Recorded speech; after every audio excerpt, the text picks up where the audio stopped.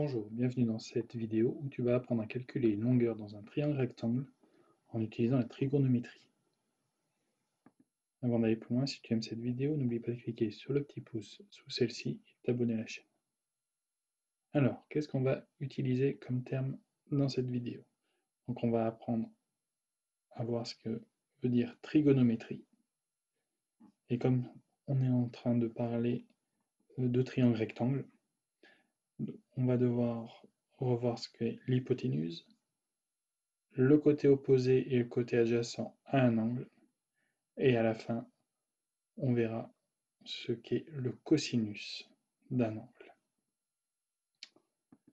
Donc, un petit rappel dans un triangle rectangle, ici le triangle rectangle ABC, rectangle en B.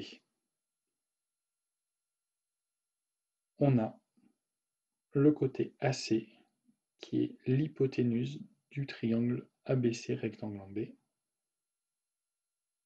C'est le côté opposé à l'angle droit, et c'est aussi le plus grand des côtés.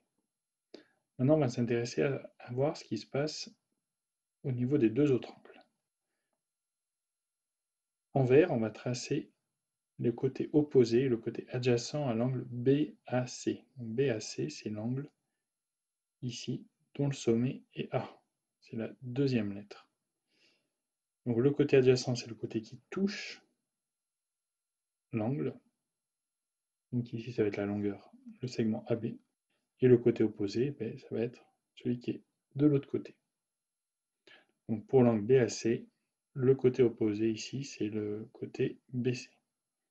Dans l'autre sens, si je me place dans le niveau de l'angle BCA, ici, et bien, le côté adjacent, ça va être le côté BC, et le côté opposé, ça va être le dernier. Ce qui veut dire que, en fonction de l'angle dans lequel on se place, et bien, les côtés opposés et adjacents sont inversés. Maintenant, un petit peu de sémantique. La trigonométrie, ça vient du grec trigonos qui veut dire triangulaire et métron qui veut dire mesure. C'est-à-dire que la trigonométrie, c'est une branche des mathématiques qui traite des relations entre les distances et les angles dans les triangles, rectangles en particulier. Donc, une constatation. Pour un angle donné, le rapport entre la longueur du côté adjacent à l'angle et de l'hypoténuse est constant. C'est-à-dire ici, j'ai tracé deux triangles rectangles qui ont le même angle ici, en A. Si tu prends ton rapporteur, l'angle BAC et l'angle DAE ont la même mesure. Si on se place au niveau de l'angle BAC, il y a deux côtés qui sont adjacents, soit le segment AB, soit le segment AD. Et l'hypoténuse, ça va être AC ou AE, en fonction de dans quel triangle on se place. Et bien, on vérifie que les rapports AB sur AC et AD sur AE sont égaux et ils ne dépendent que de la valeur de l'angle, ici de l'angle A, de cette ouverture ici entre les deux demi-droites ici. Et bien ça, on va l'appeler le cosinus de l'angle, qu'on note comme ça, cos, entre parenthèses, l'angle en question, BAC, et c'est donc égal, par définition, le côté adjacent sur l'hypoténuse. Donc AB sur AC, et c'est égal aussi à AD sur AE. Il faut bien faire attention à prendre les bonnes longueurs. Donc ici la définition du cosinus. Dans le triangle ABC rectangle en B, on peut écrire que le cosinus de l'angle BAC, c'est AB côté adjacent sur hypoténuse sur AC.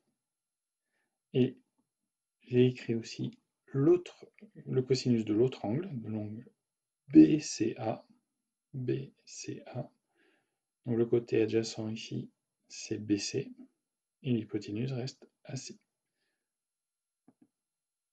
Donc comme on voit que AC et l'hypoténuse, ce rapport est toujours plus petit ou égal à 1.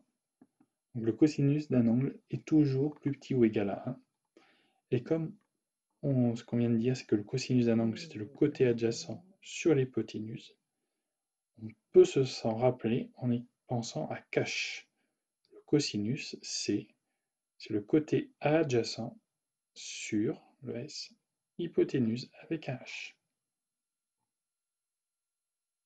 Maintenant, on va appliquer le cosinus pour calculer une longueur dans un triangle rectangle. Dans le triangle ABC rectangle en B, on sait que l'angle BAC mesure 30 degrés et que la longueur AB est de 5 cm. Ici, on nous demande de calculer la longueur de l'hypoténuse AC.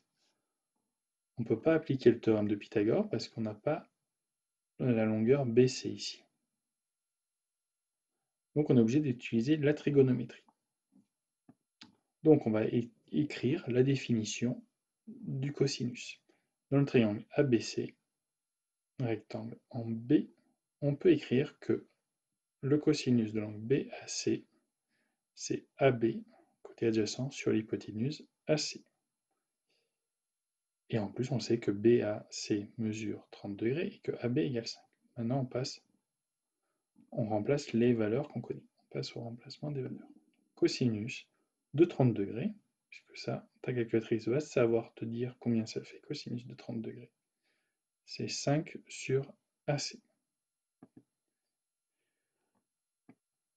Et ici, on va traiter donc l'égalité d'un rapport avec un nombre. Si on est un petit peu perdu, on peut revenir ici au fait de dire qu'un nombre, c'est toujours une fraction où le dénominateur est 1.